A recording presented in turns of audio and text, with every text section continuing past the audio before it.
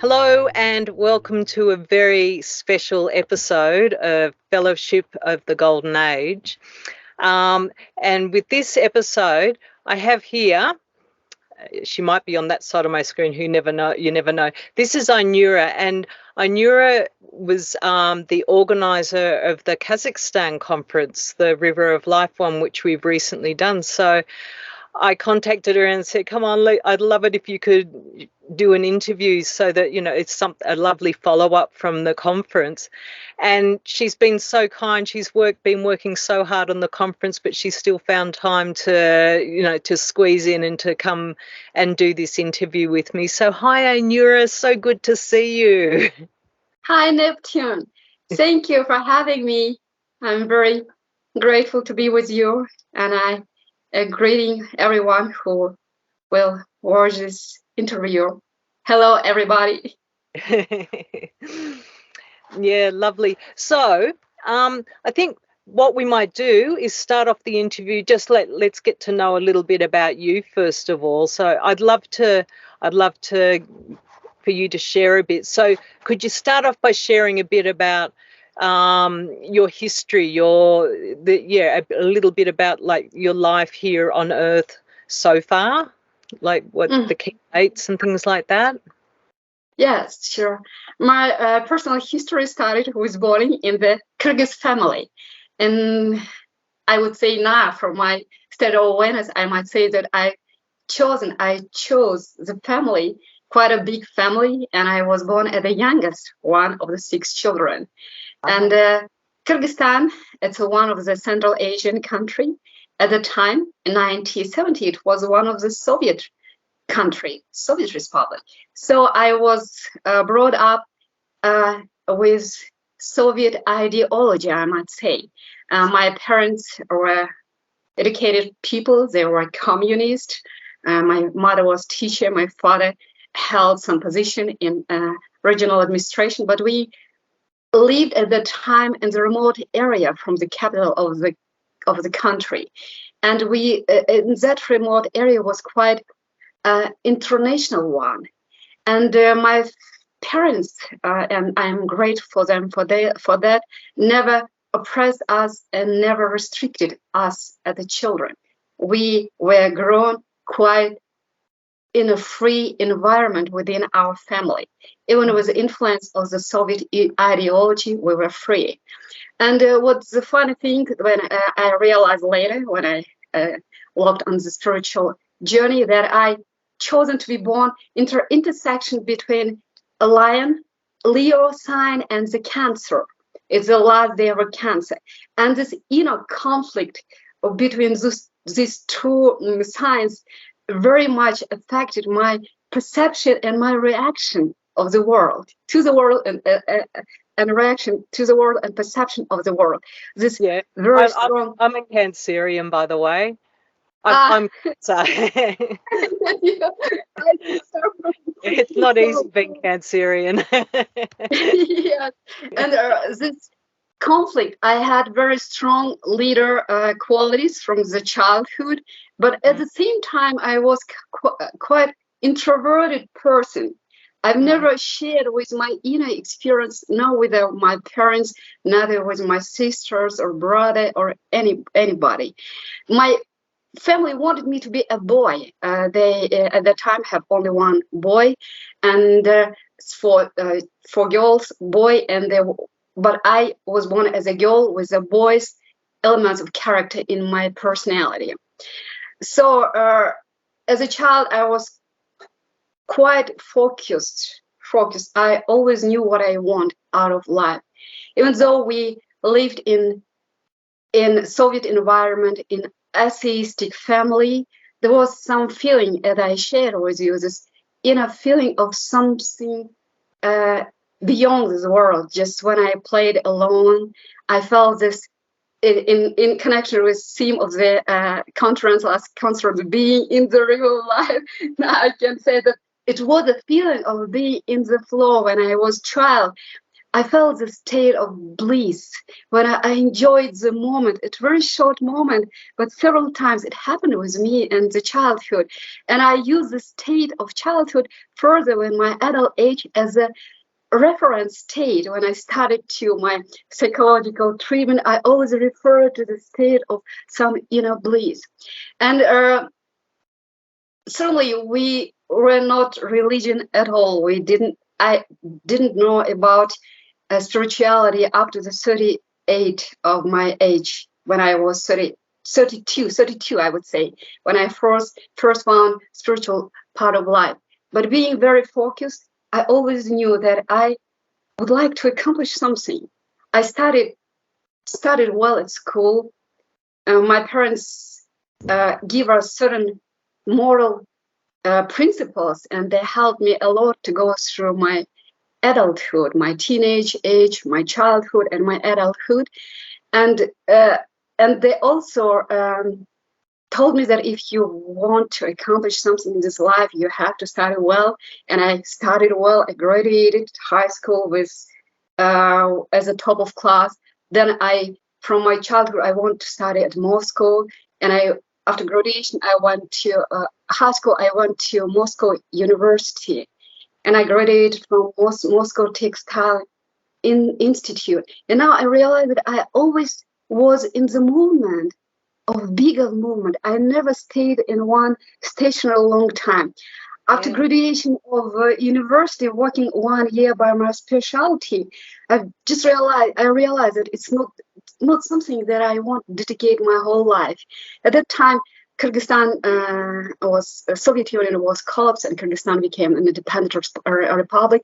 We had international school, business school established, and I went to that international school. And while studying there, I joined Japanese company, where I worked quite a long time. But while working in Japanese company, I still moved from one direction to another direction. I went to the law school, and I realized that it's not something I want to engage further. Then I went to programming school. Wanting to go to, at that time, all my peers went to United States of America by scholarship, and I, being very practical and rational, decided that I don't want to go there to study. I want to go if I went there, I would go as a specialty. Therefore, I went to studying this programming, and I overestimated my studying abilities. I sat in the middle of course. And that was my first experience when I experienced this depression. I've just realized that I couldn't manage the studying because it was very difficult from the middle of the course rather than from the beginning. And it was my first experience of depression. Being very proactive, I've just went into this state. This part of cancer was very much affect me at that time. And I would say that it was the beginning of my awakening, maybe, because I've just wanted something and I didn't know what. And I tried to compensate with the things of this world, trying to accomplish one thing, another thing. And so when in my 32 age, when I was offered to be transferred to Almaty, to Kazakhstan, within this Japanese company, I met my teacher, I would say, as a teacher, my first teacher. He was a psychologist who introduced me to spiritual side of life. And that is how I opened this spiritual journey for me. It was the first time when he introduced me to the even word esoterica was not familiar for me at that time. And he introduced me to Reiki, and I went to initiations thanks to him. And the second, I would say, second turn point in my spiritual journey was when I met astrologists. When I moved to Kazakhstan and I worked in Japanese company, I was involved in some sort of conflict between two staff in that office. Yep. And I didn't know how to react to this because I was kind of in the center of this conflict between two people. And I went to the astrologist, seeing my, she could read the aura, seeing me in very tense state. She kind of put down my ego because I was very kind of prideful. I might say that I was prideful because I knew that I could accomplish something, and I accomplished something already. And she put down my prideful, and she gave me a very useful book, Diagnosis of Karma. That was the first time when I heard about karma. Yeah, She wow. gave me, if you overcome your anger, if you forgive this person who initiated this conflict, the situation would be resolved immediately. And I just trusted her. And it was my first night when I, Oh, wow. just, without knowing about God in fullness as I'm aware now, and I just, through my tears, did all my efforts, put my efforts to forgive this person, to overcome my hatred or anger. And yes, it was quite new for me experience when I really did it. I made it. And I wake up and urgently went again to the astrologist. And when they saw my aura, she said, oh, it happened. And she was surprised that it might happen just in one night, that person can transform from one state of of energy field to another. She saw this softness and the flow in my being. And she said, oh, you did it. And that experience actually, I think, allowed me to connect with Jesus, because at that time I even didn't know about Jesus. I've never, I know about him, but I've never read anything about him, because I saw that I, from Muslim background, there is nothing to do with Christianity, and my psychologist also was a Muslim. But he came to my night dream, and I realized that it is him. It is him, but I couldn't figure out his message at that time. It was when I was at 33, and my psychologist said, interesting, what the message he wanted to give you. And it took me about 3 years when I went through one spiritual movement to another. I read one book to another. Among those books, there were about Babaji, Dronvala, Crayon, who helped me a lot to prepare myself to take this veil, this connection with the Ascended Masters, that I always felt there was some connection. Somebody was guiding me, but I never realized who that was. And it happened at my when I was 36.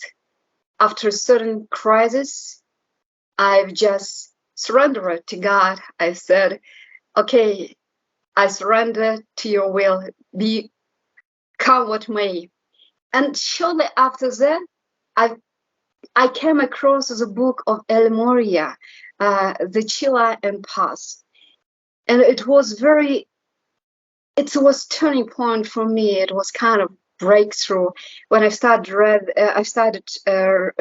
reading this book, all troubles just were evaporated, and I realized that I opened the door that I was looking for many, many lifetimes. It was so obvious for me, this feeling that eventually I did it, I made it, that I found this door, I found this path. And even though I've heard about Ascended Master before, it didn't work for me at that time.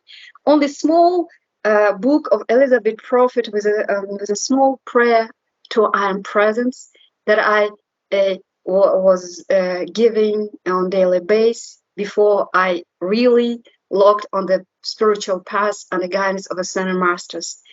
And even though I didn't want to join that organization of prophets, there was some in Moscow, I decided, okay, I'm so inspired with El Moria books and another 2 books of prophets. I decide, okay, I will join this dispensation, and I wrote them email. I sent an email. They sent me email back with instruction to with some ritual to Saint Germain and burning out this. I think a vow, and I did this ritual, but suddenly strange things happened. I lost that email. I couldn't find that email they sent me, and I couldn't respond to them. I thought that what they would think about me, that kind of unresponsible person who lost their email, and I just started looking for some information about Messenger of the time. And I first found some information about Russian messenger who pronounced her as a messenger, but I read her several dictation and realized I do not feel any vibration. And when I started Googling whether she's true or a false messenger, I found out this forum where it was discussed that she's not true, that she was not a true messenger. And it was on the website where there were published Kim's dictations that were given through Kim Michaels.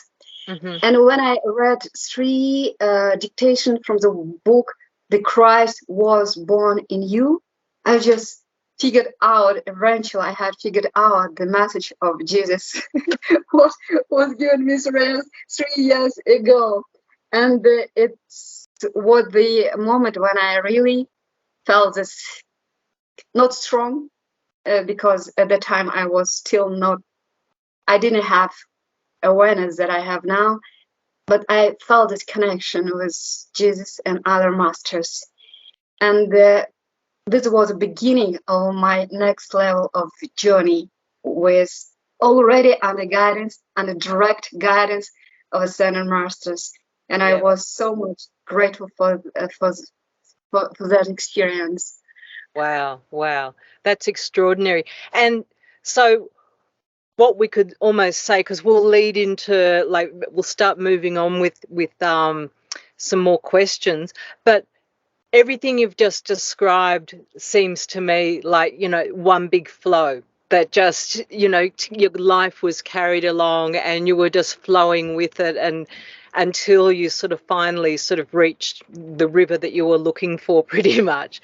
And the theme for the recent conference was, it was called The River of Life, and that's what you chose for the conference. So could you just give a description, for people, of what is the River of Life? Can you give a fairly simple explanation of that? First, I will explain where this title came from. In 2013, I read the dictation of Mother Mary, where this affirmation was given first time. I am the river of life. And that affirmation was so much resonated with me. I felt something was in me very close to that state of being. I am the river of life. And I've chosen this affirmation as a motto, as the credo of my life. I am the river of life now and forever. And for me, being in the river of life, it is just allowing circumstances take you wherever they take you, and use them certainly not as a problem, but as an opportunity to see something overcome in yourself. This concept of separate self was not given at that time and the way as it given this time. But even at that teaching of the early teaching of given through Kim, they were already mentioned separate self, mortal self, and this. And I always use kind of metaphor for myself to imagine this metaphor. For example, when now there is a teaching about overcoming the separate self, dealing with separate self in constant self-transcendence. And for me, being in the river of life was exactly this process, when you let the one part of your old self die and you reborn in yourself, in your being. And I later realized, and I read the dictation, when you reborn in your being in Christ, in your being in Buddha. And this state of being the Christ in action, the Divine Mother in action, the River of Life in action, it was very familiar for my personality, because I always was practical. I always have practical approach. Always, when there was something advised by a center masters, I just took them and practically applied to myself. And the example of Kim Michaels was very, for me, the one of that I follow in his footsteps. He shared with his communication with Jesus, and I thought, okay, he did. I also can do. I also could do that. And fortunately, at the time there was tools and practice or ritual of attunement with Christ self, or Jesus Christ, or with the Christ within you. That helped me a lot to restore communication with Jesus. And besides, I told you that this ritual of alchemical marriage with Christ self, in the book The Christ Was Born in Me, there are a lot of affirmation and the tools that allowed me to walk on the rock of Christ. And one of them was this alchemical marriage to Christ self, to Christ within you. And I even didn't understand that at the time fully, but I just trusted. It was for advanced student. I didn't consider myself as advanced, but nevertheless, I went through that experience, through that ritual.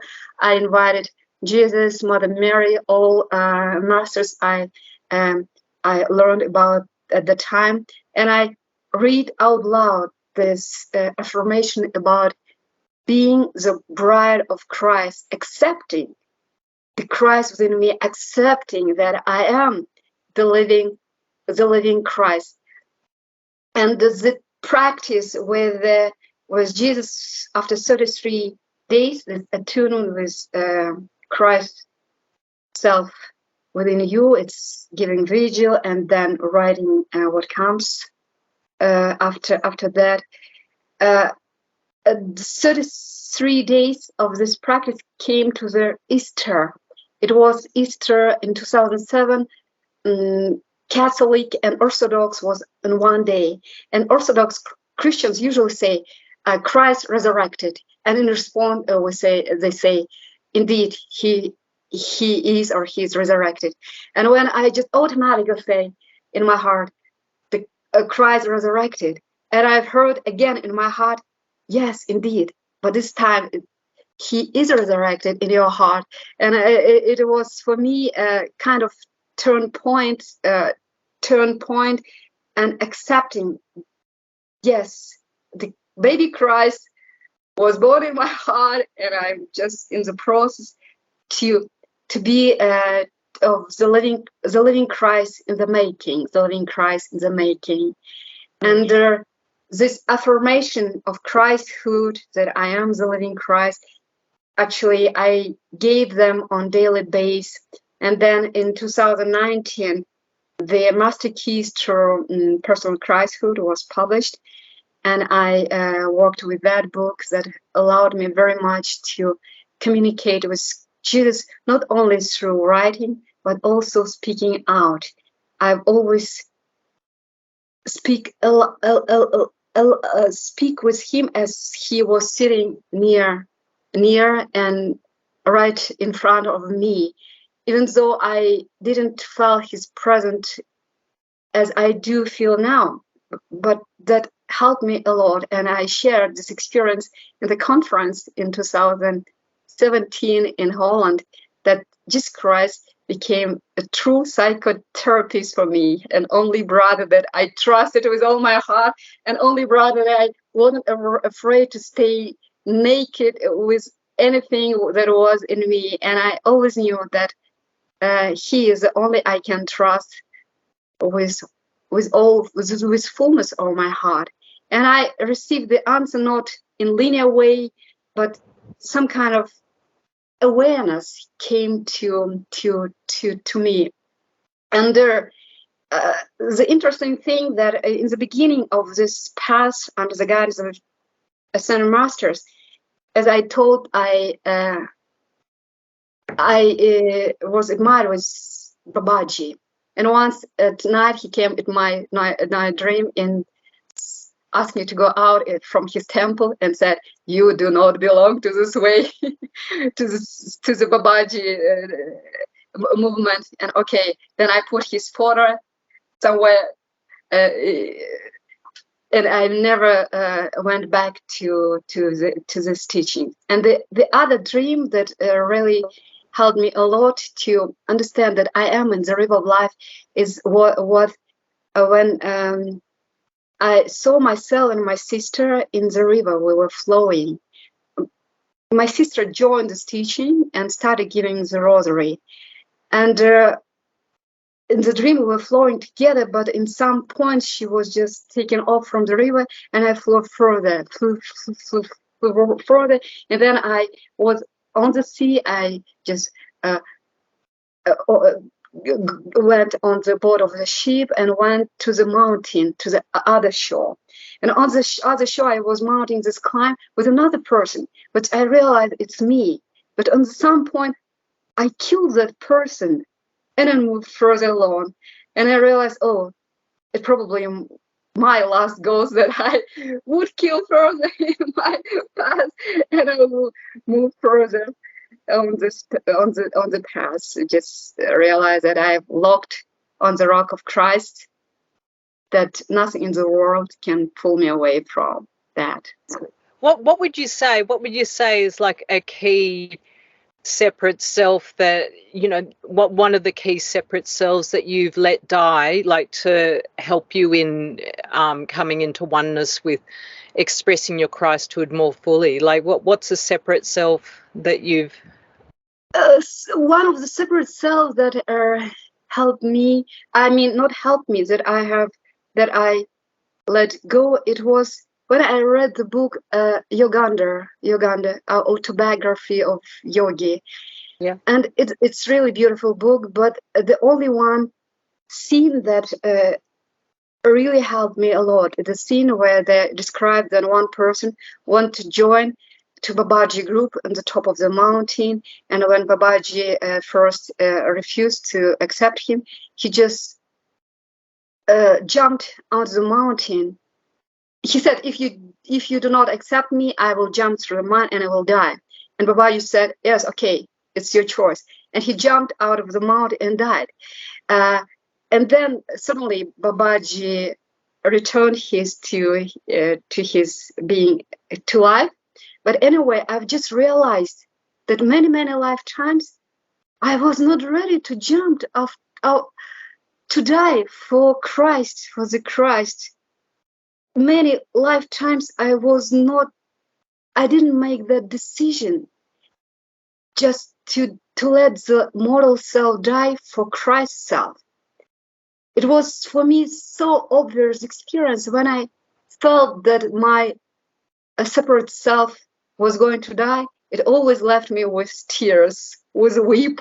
Yeah. I'm weeping, I'm crying, it's crying, it's weeping, like I realized, yes, it is exactly what I have to overcome. This time it is my decision. This lifetime I made my decision that I'm ready to let the mortal self die for Christ, for the Christ, in order to be the Christ, in order to be born on the to walk on the rock of the Christ.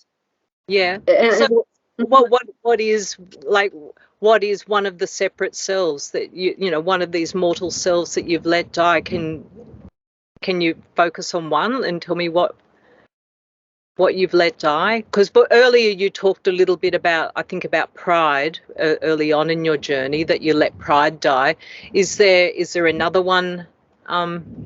Actually, what I say, separate self, we as Master says, we do not have only one separate self. We have a bunch of group of separate self.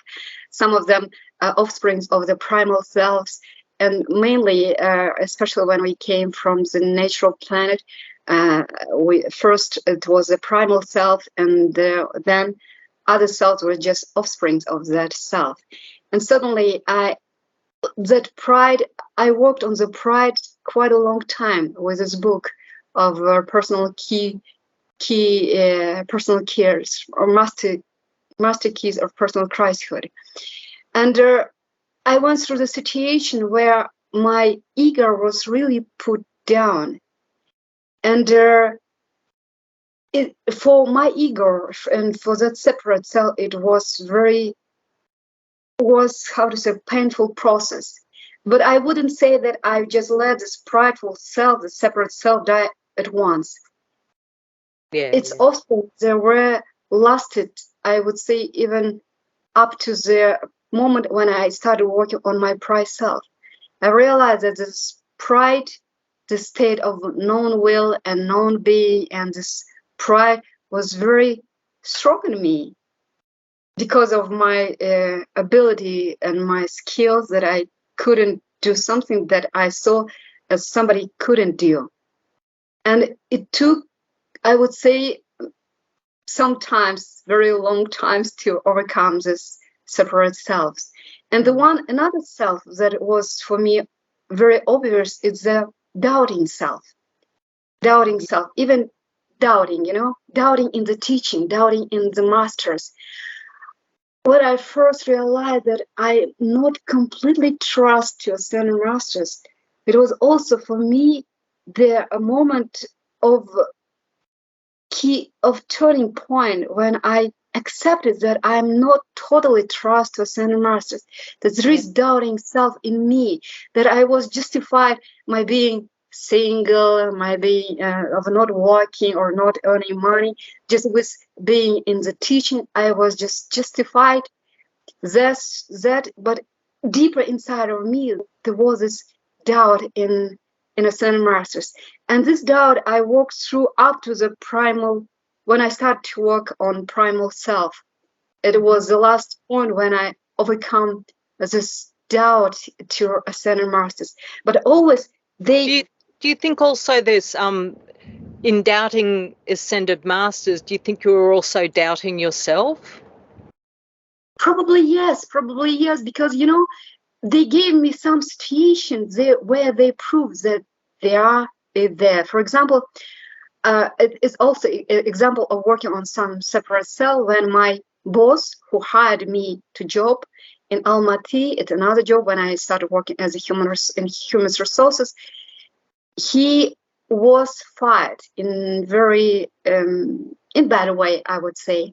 But I used to have with him very close relationship. I shared with him with my experience on my spiritual path. He shared with his, and when he was fired, I was starting crying. I didn't realize why I'm crying. Why was my reaction so deep? I just thinking that I just couldn't help again this live stream from lifetime to lifetime to overcome something. But eventually, when I started to work on this separate self, and I usually, when I work on separate self, I speak loud. I communicate with the ascended masters. I share with my experience, and I ask them to speak through my mouth. What is this? What the decisions that actually caused me to react in this way? And eventually, there came this vision that it was not because I couldn't help him. It because it was he, in one of my lifetime, he left me either forcefully or by himself, and he took part of me and just left in me some hole. And at that time, there was not concept of separate self, but there was concept that if you made a decision, you have to unmade that decision. And I realized that at that time, when this person left me forcefully by himself or someone forced him to leave me. I made a decision that he took part of me and left me alone, left me with this deep hole. And I've just realized already from the state of that awareness that as a spiritual being, I have never ever could be left by anyone. Everyone who left me, they gave me some part of themselves. They shared, they enriched me in my awareness. They didn't take part of me, but they left part of themselves in my being, enriching my experiences.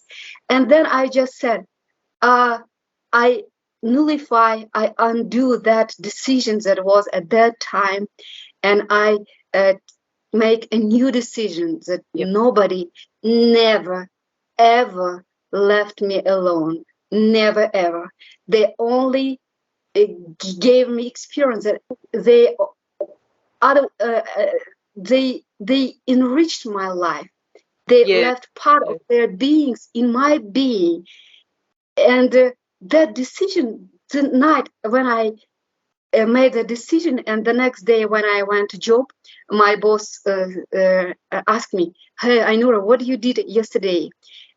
At some time, exactly at the same time, he said me that I felt such release, that something happened in the area, that I felt so much relaxed. And I just realized that it was just kind of something that masters again gave me sign that it works. This is how it works. This is how it works.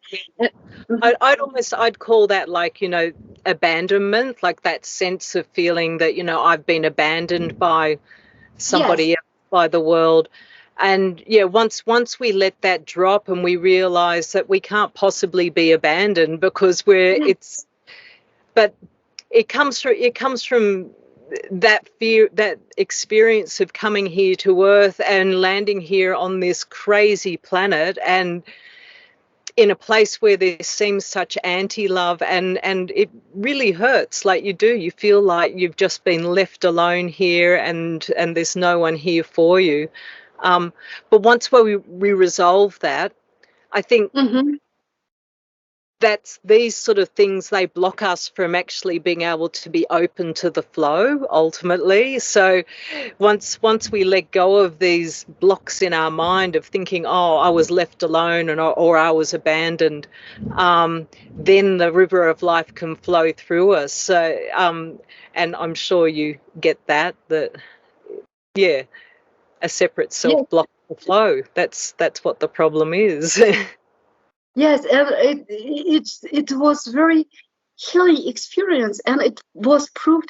What the fun thing was at the time that this man, his name was Ismail, and the last day he just wanted to speak with me, and he came my apartment, and we talked to him, and he was very sad about the situation, what's happened in the job, and I was trying to say him, just feel the masters are here, they would like to help you, but at some point he just started talking as an oracle. Just somebody took his head and he said, "Look, Ainura, I've never shared with you, but I had some abilities to see what happened in the past and in the future. And when you came to the office, in the first interview, I just realized that I knew you, that I saw the pictures that we were sometimes maybe 2,000 years ago, we were together in one lifetime. We had kind of relationship, and I left you, but just be aware that I didn't abandoned you by my own decision. It happened because of certain circumstances." And it was it was again for me. They just thought, "Oh, this is what I needed to overcome." And he told me that when he saw me, he just gave me opportunity to be healed psychological, because when we discussed some job work points, we just were sitting together, and I felt his vibration, he felt my vibration, and it was really healing experience. And he told me that it was given to you this 1.5 years just for you to be healed from that feeling that you were abandoned by me at the time. It was really interesting experience for me, and I again trusted and surrendered to the realizing, yes, this is how it works. This is how it works. Yeah. Yeah. Beautiful, beautiful. And there's no time, there's no past, there's no present. It can all just be resolved here and now in this very moment. And in this very moment, our time is coming to a close. Will you believe it? It's time to bring this interview to a close. So, Ainura, it's really been lovely to listen to your amazing life, and you're certainly like a really devoted person. And thank you so much also for putting together this recent conference and all the other conferences. Thank you from me and from many, many other people, because we've really enjoyed ourselves. And this recent one had such a great vibe to it. I loved it. So, yeah. Thank you a lot. It was my pleasure, and I realized that we did it all together. Not only me, we put it all together. Everyone who joined this conference was an indivisible part of this movement of being in the real life, and it really was joyful experience. Even though I may be physically tired, but psychologically, I was just moving with this movement, with this flow, and I enjoyed the groundwork first. You had to do all the practical things as well, and like, yeah, it wouldn't have happened without that. So, yeah, you set the course for the river to get going. Thank you a lot for this interview. Thank you for what you're doing. I think it's great that spiritual people from all over the world sharing their experiences, and we're helping each other. And this affirmation of about Christ being awakenings, I feel this, I affirm this on daily basis. 10,000 Christ beings, millions of Christ beings are awakening all over the world. There is affirmations that this decade of the women, and this this affirmation was given, by the way, on the conference of the living, of being the living Christ and the living Buddha in action.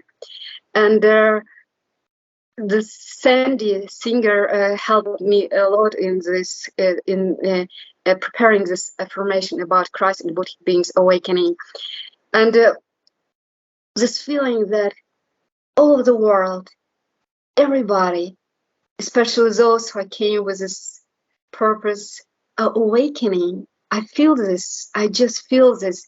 How the women all over the world, this feel lies in the hearts of all women and original inhabitants are activating, and how women just attune to their basic humanity and express it in their families, in their societies, in their countries, just challenging any elements of insensitivity or inhumanity, and how creative and constructive people are attuned to Saint Germain's ideas for the golden age, and those ideas are manifesting in each and every human endeavor, especially those who contribute to people's awakening, to the growth of collective consciousness.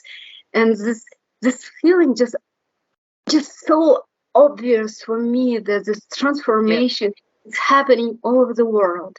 And each of us, when people sort of look at all the bad things, I just see, like, I see all the good that's happening. I really do. I see people moving forward. Like, compared to 10 years ago, 20 years ago, we've really come a long way in our consciousness. So, my love, I have to sort of bring the recording to a close now. But so once again, thank you. Thank you. Thank you a lot. Thank you a lot. Okay. Bye-bye, people. Bye. Bye-bye.